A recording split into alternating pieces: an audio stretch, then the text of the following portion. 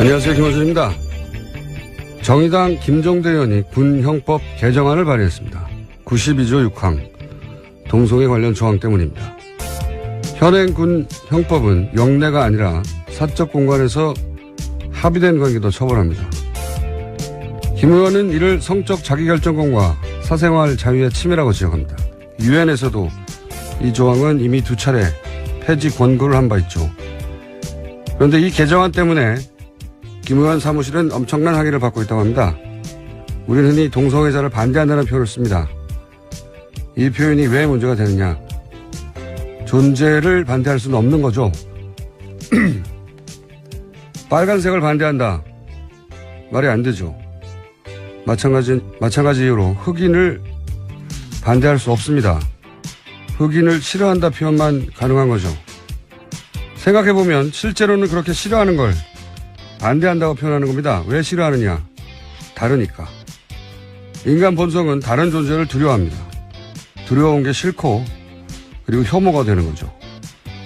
그러니까 이 논란의 본질은 존재하는 소수자들을 다수가 자신과 다르다는 이유로 혐오하여 그들의 시민적 권리를 제약할 수 있는가? 결국 이 문제입니다. 이 문제에 관한 사회적 합의와 입법은 아마 오랜 시간이 걸릴 것이고 진척은 더딜 것이며 논쟁은 격할 겁니다. 어느 나라에서나 그랬습니다. 먼 길 떠나는 김종대 의원의 권투를 빕니다. 김호준 생각하겠습니다.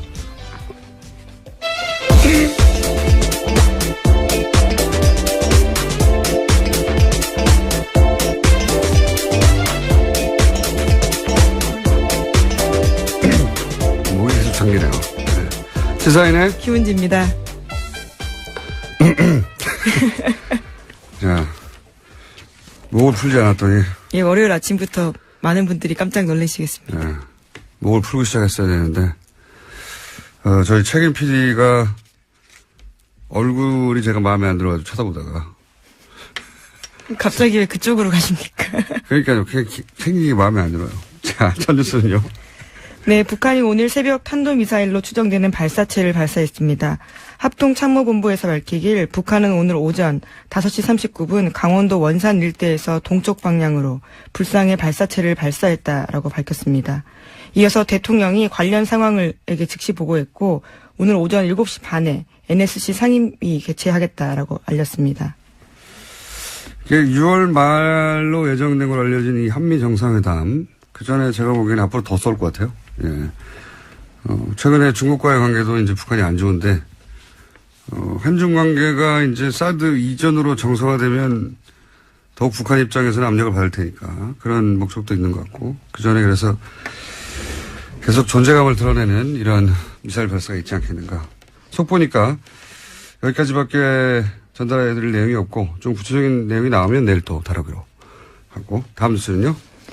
네, 황교안 전 총리가 세월호 수사에서 외압을 했다라는 구체적으로 관련된 내용들이 드러났는데요. 한겨레 신문이 오늘 아침에 보도했습니다. 황교안 전 총리가 법무부 장관이던 2014년 세월호 사건 수사 과정에서 해경 1, 2, 3정장에 대한 업무상 과실치사 혐의 적용을 막지 못했다는 이유로 당시 변찬욱 광주지검장을 크게 질책했다라는 건데요. 또 김주현 당시 법무부 검찰국장도 업무상 과실치사 적용을 놓고 광주지검 수사팀을 지휘하던 조은석 대검찰청 형사부장과 여러 차례 언성을 높이면서 충돌했다라는 겁니다. 이 뉴스는 이제 몇 차례 저희도 전달해 드렸는데 이번에 이제 구체적인 이름, 직책들이 이제 등장을 하네요. 예, 네. 특정되기 시작한 겁니다. 그 내용은 간단하거든요. 해경 1, 2, 3정, 그러니까 세월호 침몰 당시 가장 먼저 도착했던, 그런데 이제 탈출 방송을 했다고 처음엔 거짓말했다가 나중에 알고 보니 안 했던 그 해경 1, 2, 3정에 대해서 업무상 과실치사 혐의를 광주지검에서는 적용하려고 했는데, 근데 그걸 박근혜 정부에서는 막았다는 거죠. 네, 계속 윗선에서 방해했다라는 겁니다. 왜냐하면 이제 업무상 과실치사가 되면 정부 책임이 되니까, 당시 박근혜 정부는 이게 단순한 해상 교통사고다. 교통사고인데 무슨 정부 책임이 있느냐라고 프레임을 짰는데, 그게 아니라 해경이 업무상의 과실치사를 했다라고 하면 이제 정부 책임이 되기 시작하는 거죠. 이걸 네. 끝까지 막으려고 했고 그 정황이 이제 구체적으로 누가 어떻게 방해했는지가 네. 이름까지 계속 나오는 겁니다. 나오기 시작한 거네요. 이게 몇 번 다뤄졌었어요. 그러니까 특검 때는 여기까지 가지를 못했고 당시 포커스가 이제 대통령과 이재용 부회장의 뇌물죄였기 때문에 용량이 거기 총 집중됐었고 이게 이제 특수본 그 이후 이어받은 특수본 때도 이 문제를 들여다본다고 했지만 실제로 황교안 총리나 수사를 안 했죠. 네, 핵심 당사자 부르지 않고 수사 마무리했습니다. 네.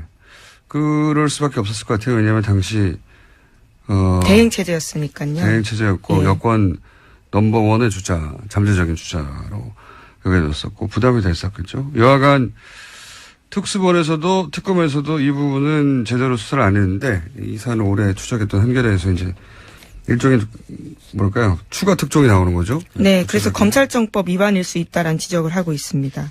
검찰청법 위반이라는 건 원래 이제 구체적 사건에 대해서는 법무부 장관이 검찰총장만 지휘 감독할 수 있는데 그렇죠. 이건 개별 사건에 대해서 여러 사람이 계속해서 압박했다.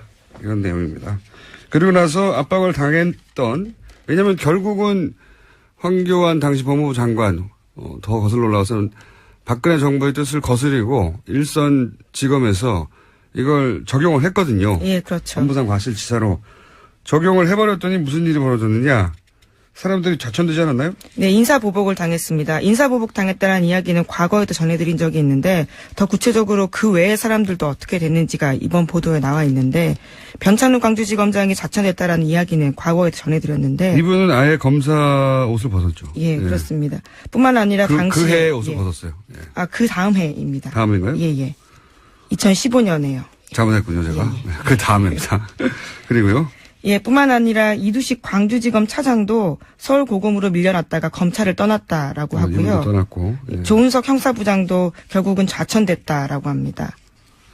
그리고 뭐 전보됐다가 어디로 밀려났다 이런 얘기가 이제 떠돌기만 하다가 구체적 이름과 보직이 이제 나오기 시작한 이 사안은 다시 수사해야 되겠네요. 네. 알겠습니다. 다음 뉴스는요. 네, 박근혜 전 대통령이 탄핵안 가결로 직무정지된 상태에서도 청와대가 특수활동비를 올해에만 35억 원 썼다라는 보도가 나왔습니다. 계속 뉴스가 나오는데. 네. 그런데 예산을 관리하는 박근혜 정부의 총무비서관이 이 돈을 박 전 대통령이 쓴 게 아니다라고 밝혔는데요. 황교안 권한대행과 비서실장 이하 직원들이 썼다라는 겁니다. 그러자 총리실에서 반발했는데 황 대행이 쓴 일은 없다라고 주장하고 있습니다. 그러니까 수십억 원의 돈이 나갔는데 썼다는 사람은 없는 상황입니다.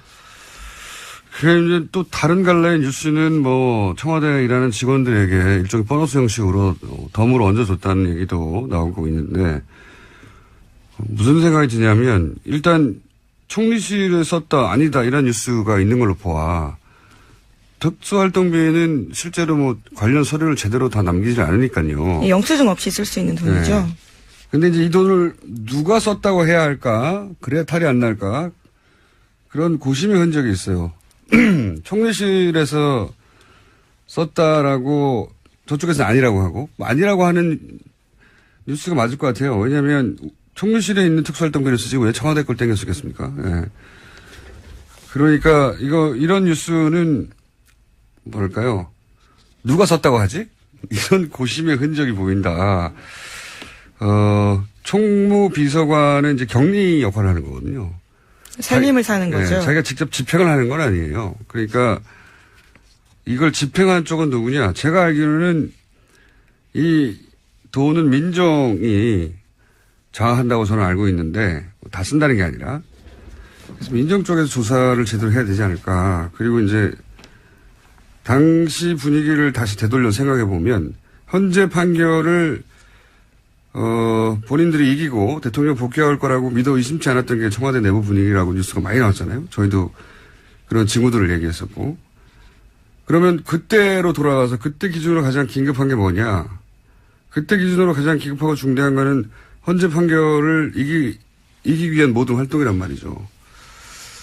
특수활동비가 예를 들어서 소위 태극기 집회나 가짜뉴스 이런 활동과 어차피 아무도 모르게 집행할 수 있는 작업인데 이런 활동과 관련된 것에 단 한 푼도 쓰이지 않았을까? 어차피 이길 헌재 판결인데, 당시 청와대 내부 분위기로는. 그런 가능성을 배제할 수 있나? 예. 저는 개인적으로 그런 의구심이 드는데, 과연 문재인 정부가 문서도 남지 않은 자금을, 그런 조사를 지금 이 시점에 박하게 할 수 있을까? 뭐, 그런 생각도 동시에 듭니다. 여간 찜찜한 뉴스로 남지 않겠는가? 네. 네, 하루 5천만 원씩 썼다는 뜻이거든요. 정말 많이 쓴 겁니다. 70일 동안 그렇죠. 35억이거든요. 하루도 안 빠지고 5천만 원. 예. 토요일 직원들 수당을 줬다고 하더라도 35억은 굉장히 많은 돈이어서요. 의문이 남는 건 사실입니다. 이렇게 해명될 일은 아닌 것 예. 같은데 과연 제대로 조사할 만한 자료가 있을까? 그리고 그 조사를 박하게 계속할 수 있을까? 민정. 우병우 전 민정수석도 조사 대상이 될 수 있는 건데 이 사안 관련해서 할 수 있을지는 모르겠습니다. 다음 뉴스는요? 네, 박근혜 전 대통령 지난 25일에 2차 공판이 있었습니다. 거기서 박 전 대통령 쪽은 검찰이 법원에 제출한 수사기록 대부분을 증거로 사용하는 데 반대한다라고 밝혔습니다. 참고인 조사받은 수백 명을 일일이 법정에 불러서 신문해달라는 요구를 해서 재판부에서 시간 낭비다라는 난색을 표하게 만들었습니다. 증인도 참고인도 이제 이게 계속 이런 뉴스가 나오는데 지연시키는 이유는 지난 시간에 유능한 변호인단의 변호를 받고 있는 삼성 이재용 회장 재판이 먼저 진행돼서 거기서 이재용 부회장이 무죄를 받거나 아니면 뭐 상당한 혐의를 벗거나 그렇게 자객식의 재판이 유리하게 작용될 때까지 시간을 끄는 거 아니냐 이런 생각을 제가 전해드렸는데 한 가지 더 생각해 보자면 예전에 탄핵 심판 때 생각해 보면 전략이 아주 극단적이었어요. 그렇잖아요? 되돌아보면 재판부의 반응, 뭐 여론 따위 전혀 고려하지 않는 본인들의 목적에 딱 꽂혀서 나머지는 전혀 법정에서 이것이 도대체 어떻게 받아들여질 건지 이런 생각을 하지 않고 전략을 구사했단 말이죠. 그때 그 전략을 유영하 변호사가 주도한 게 아니냐. 그래서 헌재 판결이 불리하게 나는데 지대한 공헌을 한 거 아니냐 이런 얘기 했었는데 똑같은 사람이 여전히 계속해서 유일하게 만나고 있어요. 그래서 한번 생각해 봅시다. 만나면 뭐라고 할까? 만나면 그런 얘기 할 것 같아요. 가장 빨리 나가는 법을 찾자. 네. 그렇지 않겠습니까? 예. 예, 구속 만기가 6개월이라 뭐 이런 그렇죠. 의미인가요? 예. 예, 제가 보기에는 재판을 구속 만기까지 계속 지연시켜서 구속 만기 이후 풀려난 상태로 재판을 받자. 이런 전략이 아니겠는가.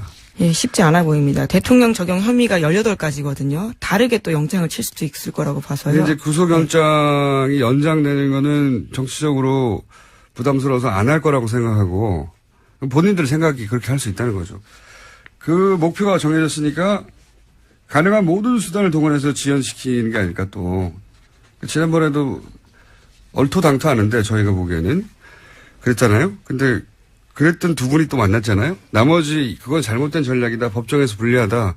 말해줄 사람이 없는 것 같으니까 그런 이유도 있지 않겠는가. 그런 전략일 가능성을 배제할 수 없다. 이분들이 해왔던 전력을 보면 이재용 부회장 재판까지 기다리는 것만으로는 법정에서 좀 불리하거든요. 재판부에 불리한 인상, 나쁜 인상을 주는 거거든요. 그렇게 보일 가능성이 예, 큽니다. 의도적으로 지원한다고 보이게 되는데 그거를 개의치 않는 거죠 지금. 그럴 가능성도 있는 것 같습니다. 다음 뉴스는요.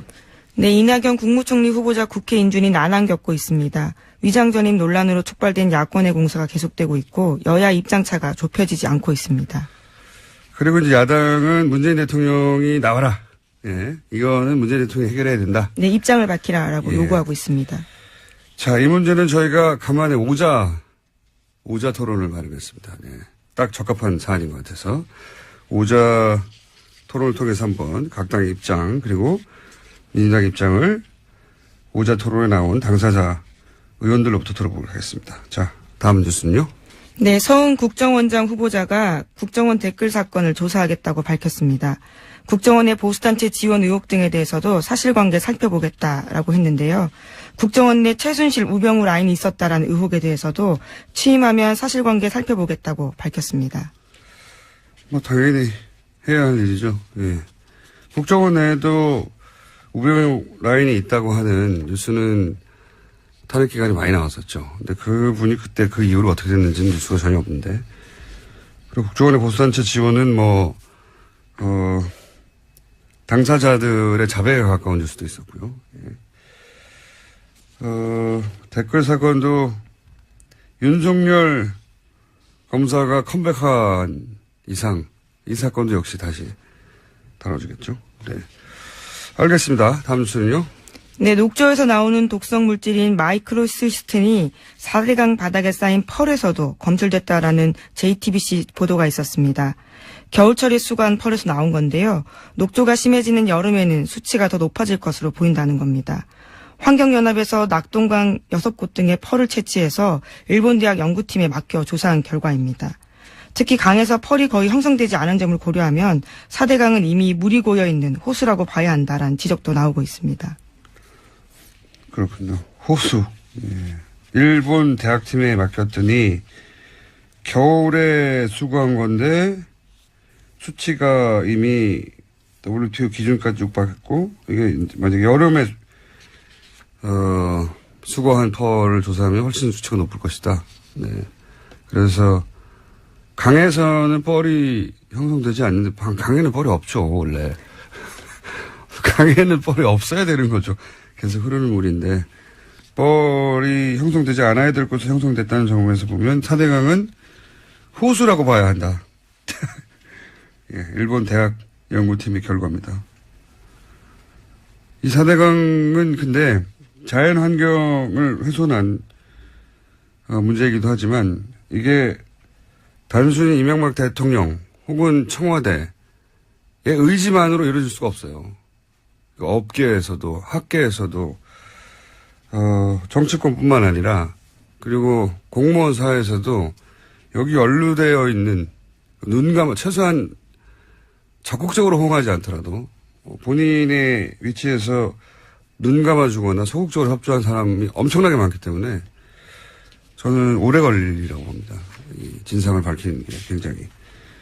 근데 이제 해야 하는 일이죠.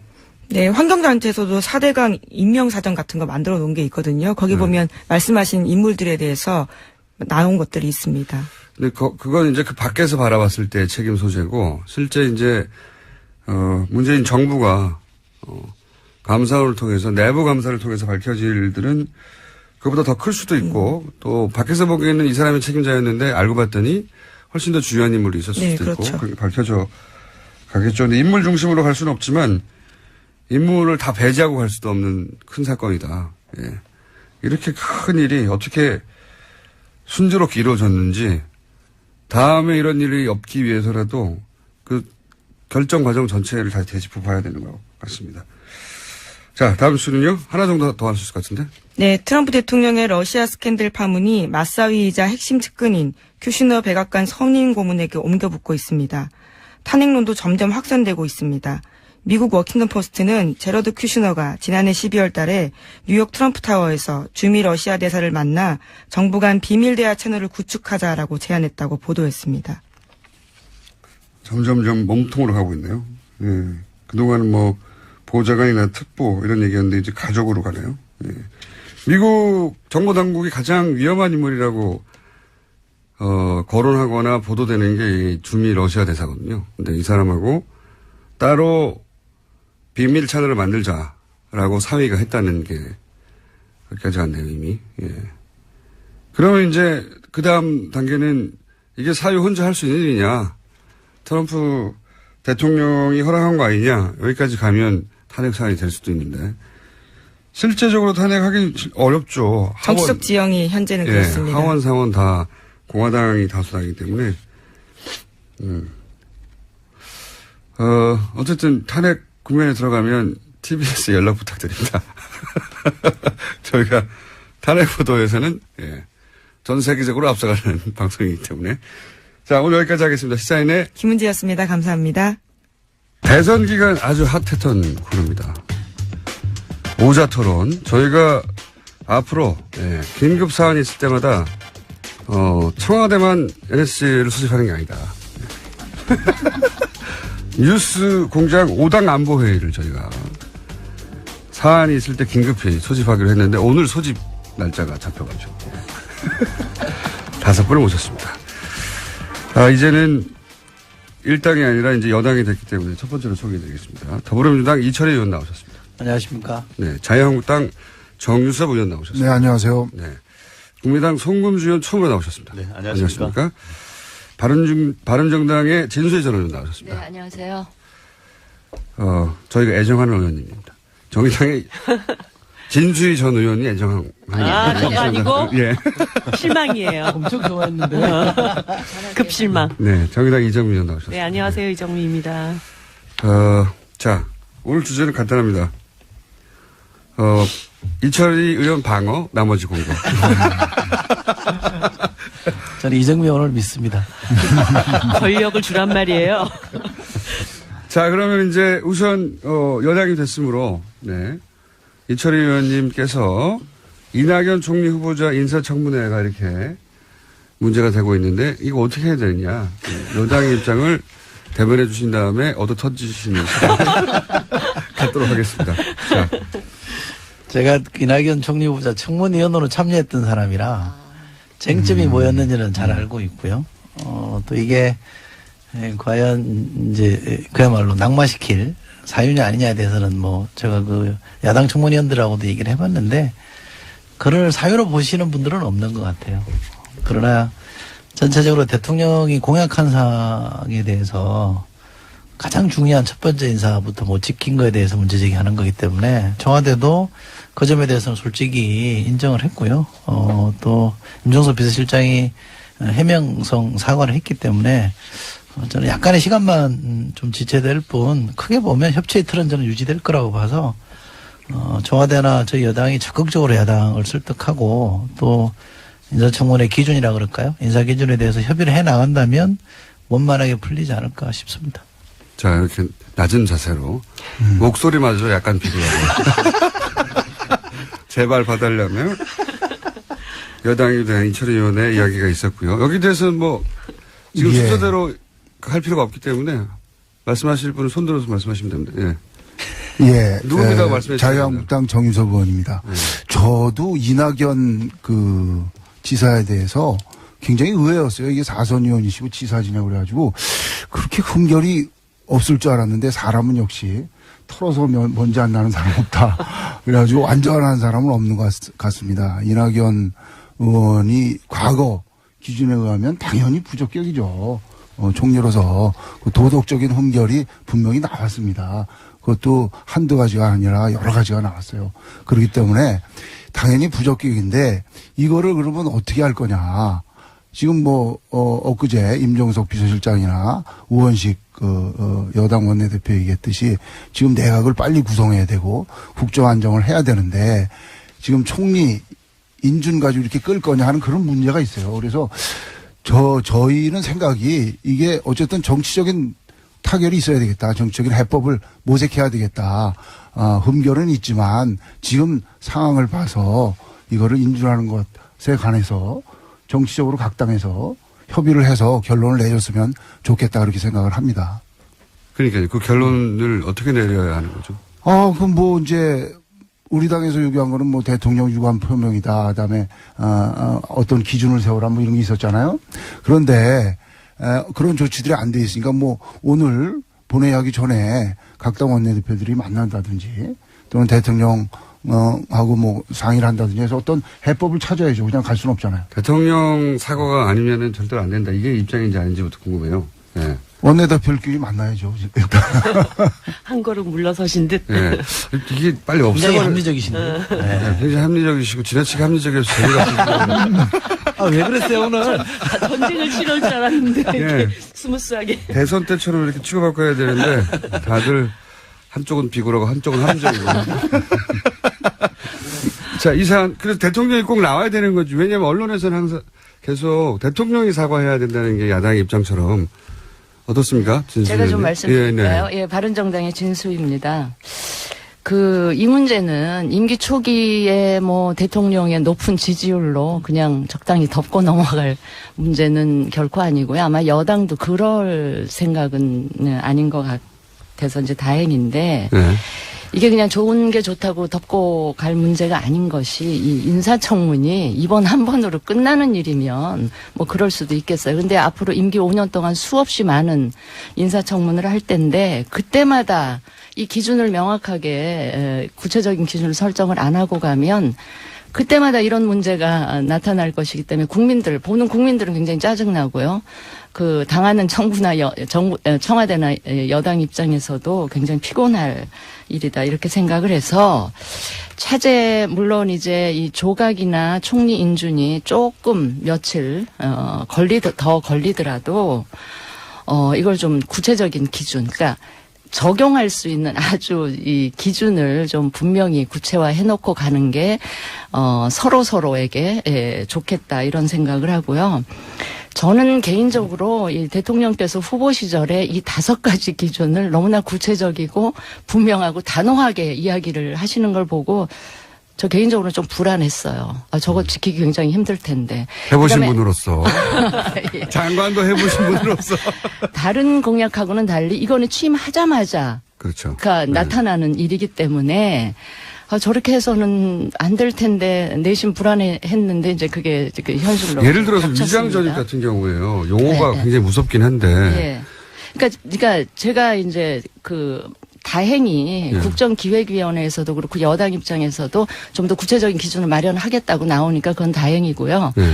그거를 해야지 안 그러면 그렇죠. 지금 뭐 이 정부는 다를 줄 알았는데 막상 굉장히 신선하고 굉장히 여성도 많이 예. 등용하고 그래서 국민들이 박수 치는데 뚜껑 열어보니까 이런 상황이라서 다들 이제 실망이 됐을 텐데 조금 예컨대 위장전입의 경우는 부동산 투기 목적 이외에 다른 네. 거는 좀 용인해 이렇게 주자든지. 풀어주는 네. 거라든지 국정 문제도 아들의 경우 병역 기피의 의도가 있지 않은 경우는 조금 풀어준다든지 이런 기준하는 기준을 좀 문제죠. 구체화하는 게 필요하고요. 지금 대통령 사과가 꼭 필요하냐 안 하냐 예, 이 예. 문제는 이게 지금 후보에서 대통령이 되신 지 정말 얼마 안 되셨잖아요. 그러니까 예. 국민들 기억 속에 그 약속한 게 너무나 분명하고 우리 흔히 하는 얘기로 잉크도 안 마른 뭐 이런 거기 때문에 대통령께서 꼭 사과가 아니라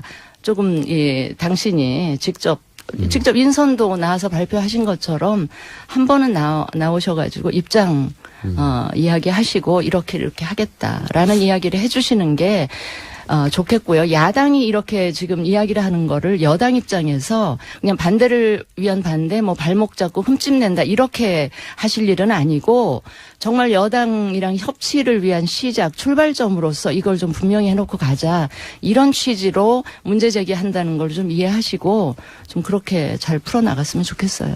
네. 방금 내는 이철이 의원이 고개를 푹 숙이고 네. 제 말이 뭐 구구절절 맞으니까 그렇죠. 진수 의원 잘하시네요. 굉장히 잘하세요. 네. 굉장히 잘하셔서 저희가 다른 멤버들은 계속 바뀌는데 신수 의원님이 계속 나오시고요. 러블리진. 예. 아니, 바른정당에 사람들이 좀 없어서 그렇습니다. 정유섭 의원님은 하는 거 봐서 계속 나올 거예요. 근데 이건 또 있긴 있지 않습니까?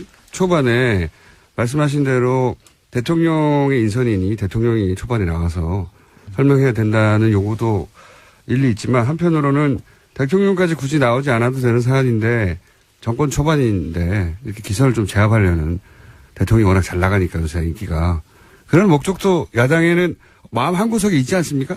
근데요, 이게 너무 또 잘 나가다 보면 높은 지지율에 취해가지고 부담. 이게 최근에 왜 그 일부러 좀 떨어뜨려 주시려고? 아니.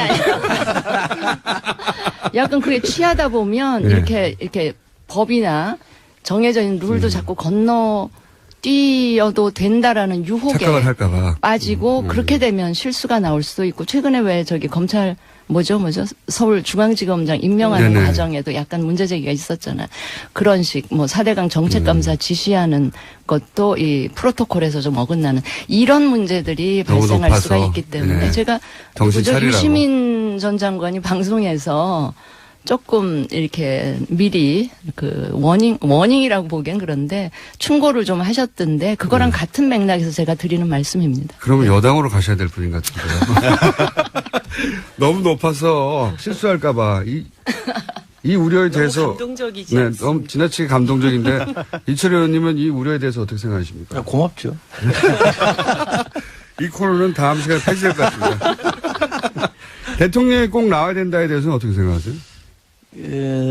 저는 민주주의가 발전하는 과정이라고 봅니다. 지난 정부에서 논란이 벌어졌던 것에 비하면 이 정부에서 벌어지는 논란은 훨씬 진전된 거라고 저는 생각하기 때문에 이것 자체를 이렇게 나쁘게 바라보지는 않고요.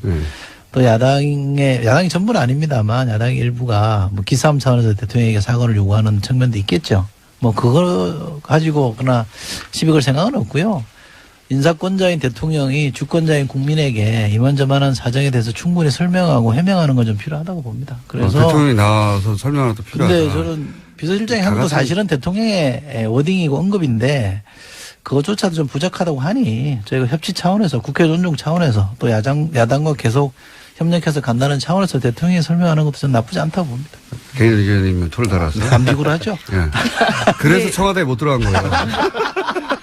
아니 그런데 이제 제가 이번 과정을 보면서 많은 분들이 인사청문회 원칙과 기준을 좀 더 세분화해야 된다 이런 얘기들을 많이 하시잖아요. 그런데 문재인 대통령께서 후보 시절에 얘기했던 인사 5원칙이라고 하는 것은 지난 시절에 고위공직자들이 진짜 누구든 이런 문제를 피해갈 수 없었고 또 근데 다 그러니까 그냥 또 덮고 가고 그러면서 이런 관행이 계속 반복되어 왔던 것에 대해서 이제 한 번은 끊고 가자라고 하는 의지가 있었던 것이고. 정의당입니다. 예, 그래서 아까 이제 뭐 부동산 투기 목적 얘기하셨지만 교육 목적으로의 위장 전입들도 또 있는 것이거든요. 예. 그래서 뭐 여러 가지 그 대원칙에 대한 그 세부적인 기준을 마련한다라고 하는 것에 대해서는 동의를 하지만 이것이 야 해보니까 진짜 다 어쩔 수 없더라 이러면서 이 원칙 자체가 흔들리면서 국민들이 어떤 특권과 불공정에 대한 강력한 그 혁신을 바라는 이런 마음에 다시 좀 상처를 주는 방식은 아니었으면 좋겠다. 그래서 하자가 있었던 부분은 진짜 하자가 있다.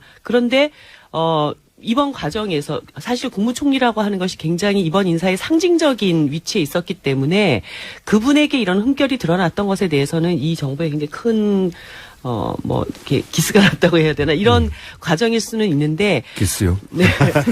근데 저렴한 표현은 뭐라고 표현을 아무튼 흠집이라고 해주시죠. 흠집. 근데 이제 전반적인 국정 운영을 해가는 과정에서 이번 인사가 낙마되는 과정까지 가게 된다면 이 정부의 첫 출발에 굉장히 큰 어려움을 겪게 되기 때문에 이번 문제에 대해서는 좀 겸허히 반성하고 수행해달라 이런 요구를 하고 또 야당들은 이 문제를 계기로 해서 앞으로의 인사 과정에서는 좀 철저하게 더 청와대 자체의 검증이 필요하다 이런 경고를 주고 이렇게 수습돼 가는 게 맞지 않을까. 정의당에서는 대통령 사과 혹은 대통령이 직접 해명이 필요하다 안 필요하다? 저는 사실은 대통령께서 직접 나와서 얘기를 하시는 것도 나쁘지 않다고 생각을 했어요. 근데 그것이 이제 하나의 반드시 통과돼야 될 관문이다.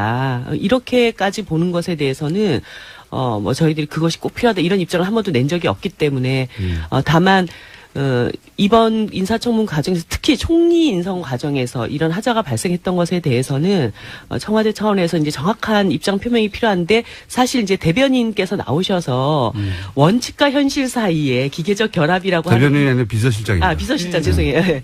이 기계적 결합이라는 것이 참 어렵더라. 그래서 결국 우리가 그런 원칙을 세웠지만 현실에서는 그게 다 적용되지는 않는다라고 하는 뉘앙스로 이 이야기가 좀 전달되는 바람에 비서실장의 해명이 좀 부적절했다. 네, 좀 네. 그런 그러면 뉘앙스를 이철희 줬죠. 의원님이 보강해 주셔야죠 그러면.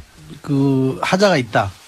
또는 뭐 과거 기준으로 보면 이게 낙마할 정도다라는 건 아니죠. 사실 팩트를 제가 인사청문위원을 해보면서 과거의 위장전입 관련해서 쭉 사례들을 뒤집어 보니까 부동산 투기가 아닌 경우에는 대체로 국회에서도 용인했던 정도거든요. 이분은 그 부인이 이낙연 총리 부인이 본인의 학교 문제 때문에 그랬던 거고 또 뭐 결과적으로 보면 이제 효과를 못 봤던 그래서 되돌아온 케이스였거든요. 그래서 이런 정도의 사안은 특별히 무슨 뭐 부동산 투기라거나 다른 사익을 취하려고 했던 게 아니기 때문에 용인할 수 있는 수준이었고요. 큰 하자라 그러는데 굉장히 섭섭하게 들립니다. 예. 아니, 큰 하자는 아니고요. 아니 말씀하시고 제가 말씀을 드릴게요. 아니, 진수입니다. 아니, 그러니까 근데 이게 하는 인사에 과거 정부하고 비교를 아니, 물론 하면 안 그렇습니다. 되고요. 과거에는 그렇습니다. 부동산을 사랑해서 했다는 분들도 있었어요. 아니, 대통령 본인의 입으로, 해명이, 예. 입으로 얘기한 이제 원칙하고 달라진 건 어쨌든 그 점 때문에. 대통령이 그런 공약을 했기 때문에. 예. 아니, 그러니까 근데 제가 그 드리고 부분을 싶은 좀 정리를 말씀은 해야 될 것 같아요. 송금주 의원님 네. 등장하셨습니다. 송금주입니다. 제가 간단하게 정리를 해드리면 예. 지금 정리 안 되시면 어떡하려고. 이낙연 총리 지명자의 자질 문제와 관련해서는 사실 여러 가지 흠결 사항이 노출됐지 않습니까? 근데 이제 그 부분에 대해서 야당들에서 새 정부의 조각 문제가 있기 때문에 그 크게 문제 삼지 않겠다는 입장으로 이미 정리가 됐습니다. 그래서 그 하나하나를 터치해가면서 뭐 위장 전입의 문제에 있어서 전 그거 다르다 이렇게 말할 수는 없는 것이고 사실 민주당에서 뭐 이명박 박근혜 정권 때 위장 전입으로 사퇴시킨 사례도 굉장히 많지 않습니까? 그래서 결국 이낙연 총리 자체의 자제 문제는 별도로 하고 이제 위장 전입과 관련된 문재인 대통령의 기존 발언과 현 문제에서 어떻게 적용할 것이냐의 문제에 그냥 집중을 해야 될 것 같아요.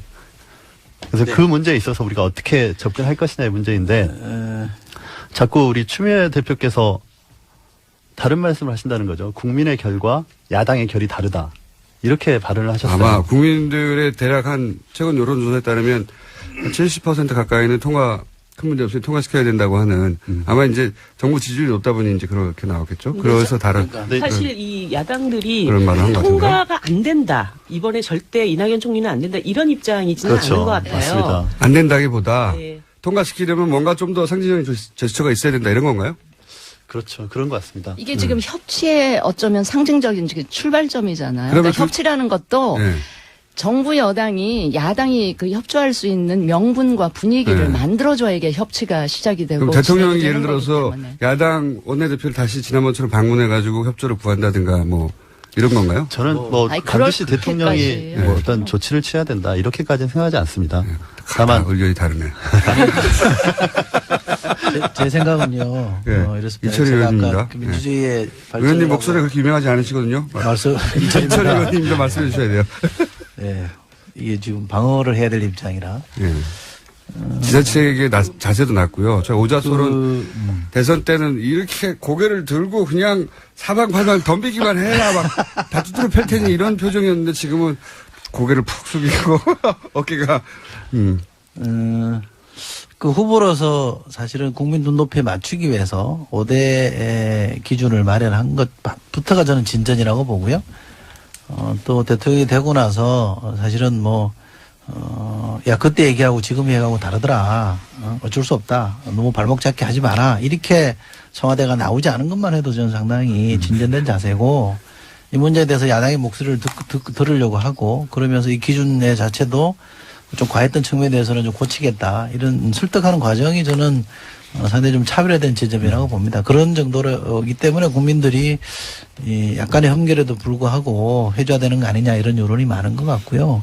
저도 완전 완벽하다 이렇게 주장하는 건 아닙니다만 집권 초기고 지금 인수위 없는 지금 집권이잖아요. 그러니까 이게 총리도 지금 없어요. 그러니까 이 인사 제청을 할 사람도 없는 상황이라 굉장히 난감한 국면이거든요. 근데 지금 북한은 미사일 계속 쏘고 경제 위기는 계속 가중되고 있기 때문에 이런 점을 좀 감안해 주십사. 지금 청와대나 정부 여당도 막 큰 소리 치는 게 아니라 우리도 좀 반성할 대목이 있다라고 하는 거니 좀 대성적 차원에서 좀 풀어달라 이렇게 말씀드리고 있는 거지.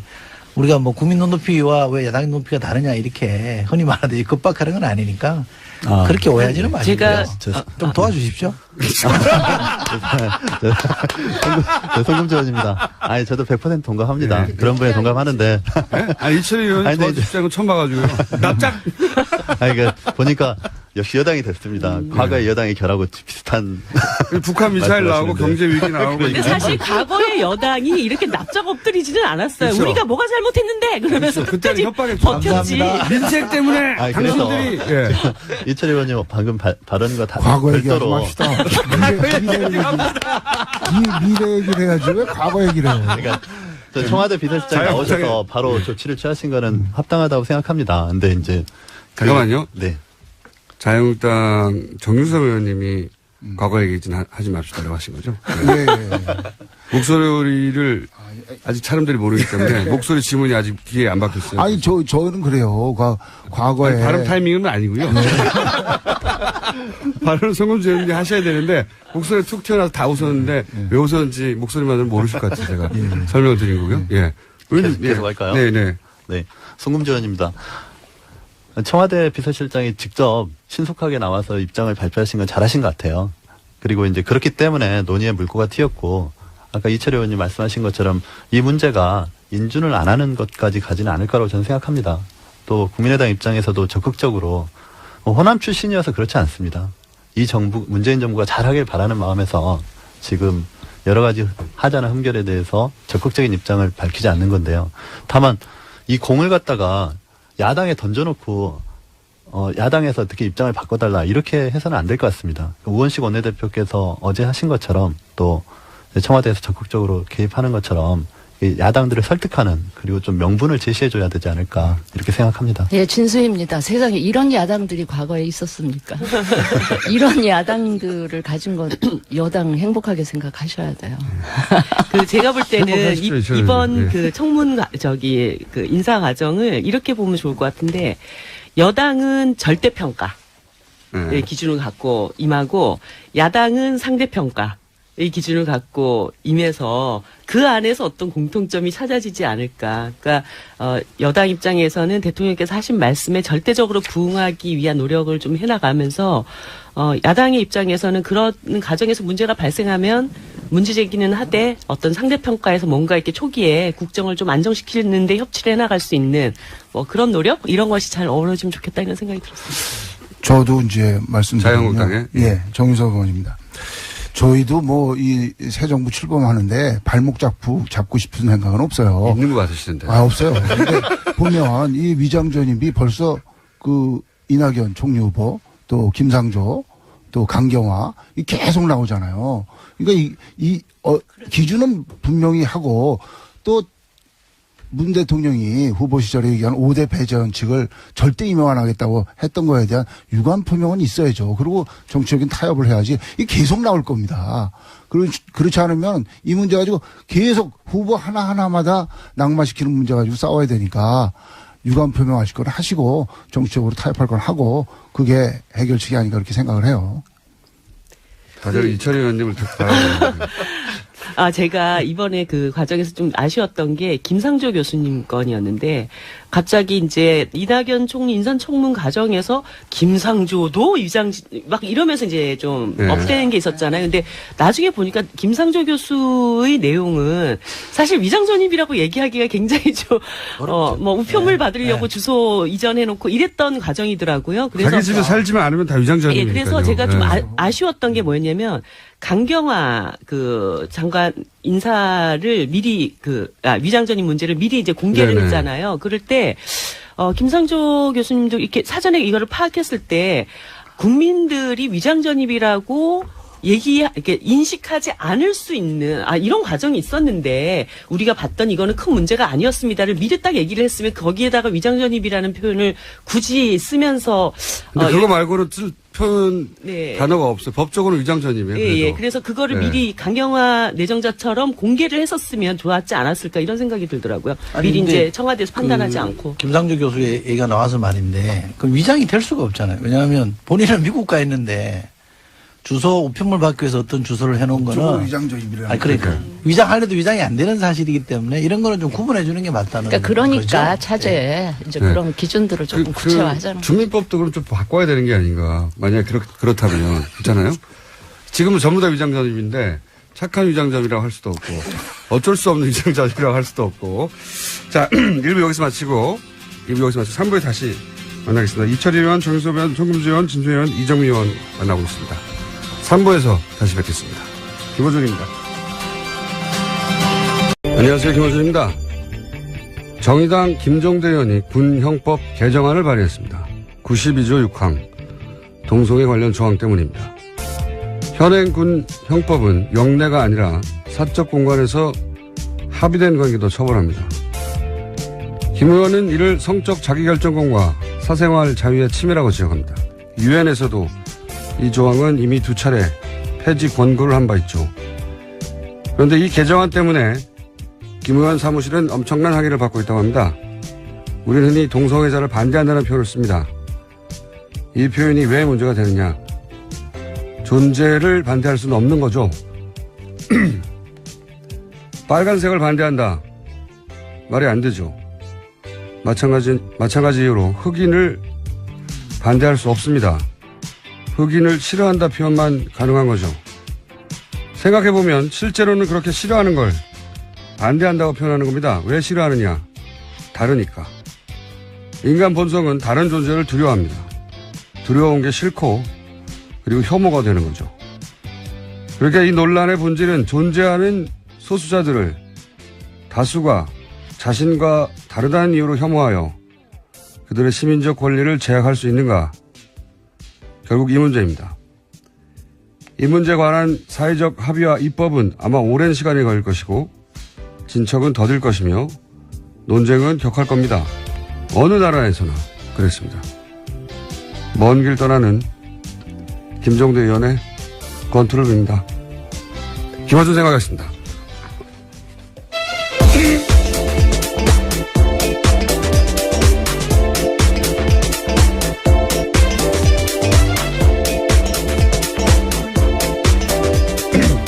목이 계속 잠기네요. 네. 시사인의 김은지입니다.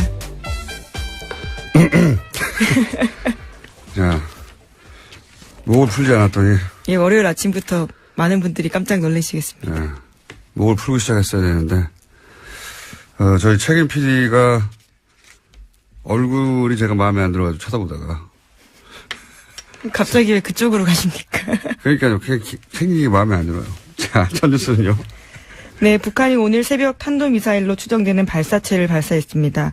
합동참모본부에서 밝히길 북한은 오늘 오전 5시 39분 강원도 원산 일대에서 동쪽 방향으로 불상의 발사체를 발사했다라고 밝혔습니다. 이어서 대통령이 관련 상황을에게 즉시 보고했고 오늘 오전 7시 반에 NSC 상임위 개최하겠다라고 알렸습니다.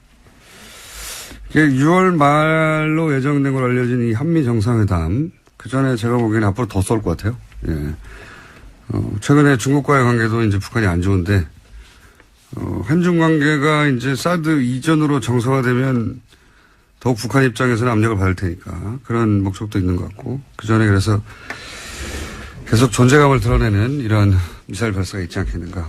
속 보니까 여기까지밖에 전달해 드릴 내용이 없고, 좀 구체적인 내용이 나오면 내일 또 다루기로 하고, 다음 뉴스는요? 네, 황교안 전 총리가 세월호 수사에서 외압을 했다라는 구체적으로 관련된 내용들이 드러났는데요. 한겨레 신문이 오늘 아침에 보도했습니다. 황교안 전 총리가 법무부 장관이던 2014년 세월호 사건 수사 과정에서 해경 1, 2, 3정장에 대한 업무상 과실치사 혐의 적용을 막지 못했다는 이유로 당시 변찬욱 광주지검장을 크게 질책했다라는 건데요. 또 김주현 당시 법무부 검찰국장도 업무상 과실치사 적용을 놓고 광주지검 수사팀을 지휘하던 조은석 대검찰청 형사부장과 여러 차례 언성을 높이면서 충돌했다라는 겁니다. 이 뉴스는 이제 몇 차례 저희도 전달해 드렸는데 이번에 이제 구체적인 이름, 직책들이 이제 등장을 하네요. 예, 네. 특정되기 시작한 겁니다. 그 내용은 간단하거든요. 해경 1, 2, 3정, 그러니까 세월호 침몰 당시 가장 먼저 도착했던, 그런데 이제 탈출 방송을 했다고 처음엔 거짓말 했다가 나중에 알고 보니 안 했던 그 해경 1, 2, 3정에 대해서 업무상 과실치사 혐의를 광주지검에서는 적용하려고 했는데, 근데 그걸 박근혜 정부에서는 막았다는 거죠. 네, 계속 윗선에서 방해했다라는 겁니다. 왜냐하면 이제 업무상 과실치사가 되면 정부 책임이 되니까, 당시 박근혜 정부는 이게 단순한 해상 교통사고다. 교통사고인데 무슨 정부 책임이 있느냐라고 프레임을 짰는데, 그게 아니라 해경이 업무상의 과실치사를 했다라고 하면 이제 정부 책임이 되게 정하는 거죠. 이걸 네. 끝까지 막으려고 했고, 그 정황이 이제 구체적으로 누가 어떻게 방해했는지가 네. 이름까지 계속 나오는 겁니다. 나오기 시작한 거네요. 이게 몇 번 다뤄졌었어요. 그러니까 특검 때는 여기까지 가지를 못했고, 당시 포커스가 이제 대통령과 이재용 부회장의 뇌물죄였기 때문에 용량이 거기 총 집중됐었고, 이게 이제 특수본 그 이후 이어받은 특수본 때도 이 문제를 들여다본다고 했지만 실제로 황교안 총리나 수사를 안 했죠. 네, 핵심 당사자 부르지 않고 수사 마무리했습니다. 예. 그럴 수밖에 없었을 것 같아요. 왜냐하면 당시 대행 체제였으니까요. 대행 체제였고 예. 여권 넘버원의 주자, 잠재적인 주자로 여겨졌었고 부담이 됐었겠죠. 여하간 특수본에서도 특검에서도 이 부분은 제대로 수사를 안 했는데 이 사안을 오래 추적했던 한겨레에서 이제 일종의 뭐랄까 하는 거거든요. 살림을 사는 예, 거죠. 자기가 직접 집행을 하는 건 아니에요. 그러니까 이걸 집행한 쪽은 누구냐? 제가 알기로는 이 돈은 민정이 장악한다고 저는 알고 있는데 다 쓴다는 게 아니라 그래서 민정 쪽에서 조사를 제대로 해야 되지 않을까. 그리고 이제 당시 분위기를 다시 되돌려 생각해 보면 현재 판결을 본인들이 이기고 대통령 복귀할 거라고 믿어 의심치 않았던 게 청와대 내부 분위기라고 뉴스가 많이 나왔잖아요. 저희도 그런 징후들을 얘기했었고. 그러면 그때로 돌아가서 그때 기준으로 가장 긴급한 게 뭐냐. 그때 기준으로 가장 긴급하고 중대한 거는 헌재 판결을 이기기 위한 모든 활동이란 말이죠. 특수활동비가 예를 들어서 소위 태극기 집회나 가짜뉴스 이런 활동과 어차피 아무도 모르게 집행할 수 있는 작업인데 이런 활동과 관련된 곳에 단 한 푼도 쓰이지 않았을까. 어차피 이길 헌재 판결인데 당시 청와대 내부 분위기로는 그런 가능성을 배제할 수 있나. 예. 저는 개인적으로 그런 의구심이 드는데 과연 문재인 정부가 문서도 남지 않은 자금을 그런 조사를 지금 이 시점에 박하게 할 수 있을까 뭐 그런 생각도 동시에 듭니다. 여간 찜찜한 뉴스로 남지 않겠는가. 네. 네, 하루 5천만 원씩 썼다는 뜻이거든요. 정말 많이 쓴 겁니다. 70일 동안 그렇죠. 35억이거든요. 하루도 안 빠지고 5천만 원. 예. 토요일 직원들 수당을 줬다고 하더라도 35억은 굉장히 많은 돈이어서요. 의문이 남는 건 사실입니다. 이렇게 해명될 일은 아닌 것 예. 같은데 과연 제대로 조사할 만한 자료가 있을까. 그리고 그 조사를 박하게 계속할 수 있을까. 민정. 우병우 전 민정수석도 조사 대상이 될 수 있는 건데 이 사안 관련해서 할 수 있을지는 모르겠습니다. 다음 뉴스는요. 네, 박근혜 전 대통령 지난 25일에 2차 공판이 있었습니다. 거기서 박 전 대통령 쪽은 검찰이 법원에 제출한 수사기록 대부분을 증거로 사용하는 데 반대한다라고 밝혔습니다. 참고인 조사받은 수백 명을 일일이 법정에 불러서 신문해달라는 요구를 해서 재판부에서 시간 낭비다라는 난색을 표하게 만들었습니다. 증인도 참고인도 이제 이게 계속 이런 뉴스가 나오는데 지연시키는 이유는 지난 시간에 유능한 변호인단의 변호를 받고 있는 삼성 이재용 회장 재판이 먼저 진행돼서 거기서 이재용 부회장이 무죄를 받거나 아니면 뭐 상당한 혐의를 벗거나 그렇게 자객식의 재판이 유리하게 작용될 때까지 시간을 끄는 거 아니냐 이런 생각을 제가 전해드렸는데 한 가지 더 생각해 보자면 예전에 탄핵 심판 때 생각해 보면 전략이 아주 극단적이었어요. 그렇잖아요? 되돌아보면 재판부의 반응, 뭐 여론 따위 전혀 고려하지 않는 본인들의 목적에 딱 꽂혀서 나머지는 전혀 법정에서 이것이 도대체 어떻게 받아들여질 건지 이런 생각을 하지 않고 전략을 구사했단 말이죠. 그때 그 전략을 유영하 변호사가 주도한 게 아니냐. 그래서 헌재 판결이 불리하게 나는데 지대한 공헌을 한 거 아니냐 이런 얘기 했었는데 똑같은 사람이 여전히 계속해서 유일하게 만나고 있어요. 그래서 한번 생각해 봅시다. 만나면 뭐라고 할까? 만나면 그런 얘기 할 것 같아요. 가장 빨리 나가는 법을 찾자. 네. 그렇지 않겠습니까? 예. 예, 구속 만기가 6개월이라 뭐 이런 그렇죠. 의미인가요? 예. 네, 제가 보기에는 재판을 구속 만기까지 계속 지연시켜서 구속 만기 이후 풀려난 상태로 재판을 받자. 이런 전략이 아니겠는가. 예, 쉽지 않아 보입니다. 대통령 적용 혐의가 18가지거든요. 다르게 또 영장을 칠 수도 있을 거라고 봐서요. 근데 이제 구속영장이 연장되는 거는 정치적으로 부담스러워서 안 할 거라고 생각하고 본인들 생각이 그렇게 할 수 있다는 거죠. 그 목표가 정해졌으니까 가능한 모든 수단을 동원해서 지연시키는 게 아닐까 또. 지난번에도 얼토당토하는데 저희가 보기에는 그랬잖아요. 근데 그랬던 두 분이 또 만났잖아요. 나머지 그건 잘못된 전략이다. 법정에서 불리하다. 말해줄 사람이 없는 것 같으니까. 그런 이유도 있지 않겠는가. 그런 전략일 가능성을 배제할 수 없다. 이분들이 해왔던 전력을 보면 이재용 부회장 재판까지 기다리는 것만으로는 법정에서 좀 불리하거든요. 재판부에 불리한 인상, 나쁜 인상을 주는 거거든요.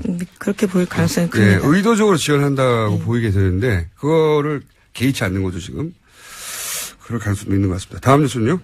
네, 이낙연 국무총리 후보자 국회 인준이 난항 겪고 있습니다. 위장 전입 논란으로 촉발된 야권의 공세가 계속되고 있고 여야 입장차가 좁혀지지 않고 있습니다. 그리고 이제 야당은 문재인 대통령이 나와라. 예, 이거는 문재인 대통령이 해결해야 된다. 네, 입장을 밝히라라고 예. 요구하고 있습니다. 자, 이 문제는 저희가 간만에 오자 토론을 마련했습니다. 네. 딱 적합한 사안인 것 같아서 오자 토론을 통해서 한번 각 당의 입장 그리고 민주당 입장을 오자 토론에 나온 당사자 의원들로부터 들어보도록 하겠습니다. 자, 다음 뉴스는요. 네, 서훈 국정원장 후보자가 국정원 댓글 사건을 조사하겠다고 밝혔습니다. 국정원의 보수단체 지원 의혹 등에 대해서도 사실관계 살펴보겠다라고 했는데요. 국정원 내 최순실, 우병우 라인이 있었다라는 의혹에 대해서도 취임하면 사실관계 살펴보겠다고 밝혔습니다. 뭐 당연히 해야 할 일이죠. 예. 국정원 내에도 우병우 라인이 있다고 하는 뉴스는 탄핵 기간이 많이 나왔었죠. 추가 특종이 나오는 거죠. 네, 그래서 검찰청법 위반일 수 있다라는 지적을 하고 있습니다. 검찰청법 위반이라는 건 원래 이제 구체적 사건에 대해서는 법무부 장관이 검찰총장만 지휘 감독할 수 있는데 그렇죠. 이건 개별 사건에 대해서 여러 사람이 계속해서 압박했다 이런 내용입니다. 그리고 나서 압박을 당했던 왜냐하면 결국은 황교안 당시 법무부 장관 더 거슬러 올라와서는 박근혜 정부의 뜻을 거스리고 일선지검에서 이걸 적용을 했거든요. 예, 그렇죠. 법무상 과실치사로 적용을 해버렸더니 무슨 일이 벌어졌느냐. 사람들이 좌천되지 않았나요? 네, 인사보복을 당했습니다. 인사보복 당했다는 이야기는 과거에도 전해드린 적이 있는데 더 구체적으로 그 외의 사람들도 어떻게 됐는지가 이번 보도에 나와 있는데 변찬우 광주지검장이 좌천됐다라는 이야기는 과거에도 전해드렸는데 이분은 아예 검사 옷을 벗었죠. 예, 그렇습니다. 뿐만 아니라 그 당시에 해에 옷을 예. 벗었어요. 예. 아, 그 다음 해입니다. 다음인가요? 예, 예. 2015년에요. 잘못했군요, 제가. 네, 그 다음입니다. 그리고요. 예, 뿐만 아니라 이두식 광주지검 차장도 서울고검으로 밀려났다가 검찰을 떠났다라고 이분도 하고요. 떠났고. 예. 조은석 형사부장도 결국은 좌천됐다라고 합니다. 그리고 뭐 전보됐다가 어디로 밀려났다 이런 얘기가 이제 떠돌기만 하다가 구체적 이름과 보직이 이제 나오기 시작한 이 사안은 다시 수사해야 되겠네요. 네. 알겠습니다. 다음 뉴스는요. 네, 박근혜 전 대통령이 탄핵안 가결로 직무정지된 상태에서도 청와대가 특수활동비를 올해에만 35억 원 썼다라는 보도가 나왔습니다. 계속 뉴스가 나오는데. 네. 그런데 예산을 관리하는 박근혜 정부의 총무비서관이 이 돈을 박 전 대통령이 쓴 게 아니다라고 밝혔는데요. 황교안 권한대행과 비서실장 이하 직원들이 썼다라는 겁니다. 그러자 총리실에서 반발했는데 황 대행이 쓴 일은 없다라고 주장하고 있습니다. 그러니까 수십억 원의 돈이 나갔는데 썼다는 사람은 없는 상황입니다. 그 이제 또 다른 갈래의 뉴스는 뭐 청와대에 일하는 직원들에게 일종의 보너스 형식으로 덤으로 얹어줬다는 얘기도 나오고 있는데 무슨 생각이 드냐면 일단 총리실에 썼다 아니다 이런 뉴스가 있는 걸로 보아 특수활동비는 실제로 뭐 관련 서류를 제대로 다 남기지 않으니까요. 영수증 없이 쓸 수 있는 돈이죠. 네. 근데 이제 이 돈을 누가 썼다고 해야 할까? 그래야 탈이 안 날까? 그런 고심의 흔적이 있어요. 총리실에서 썼다라고 저쪽에서는 아니라고 하고 아니라고 하는 뉴스가 맞을 것 같아요. 왜냐하면 총리실에 있는 특수활동비를 쓰지 왜 청와대 걸 땡겨 쓰겠습니까? 예. 그러니까 이런 뉴스는 뭐랄까요? 누가 썼다고 하지? 이런 고심의 흔적이 보인다. 총무비서관은 이제 격리 역할을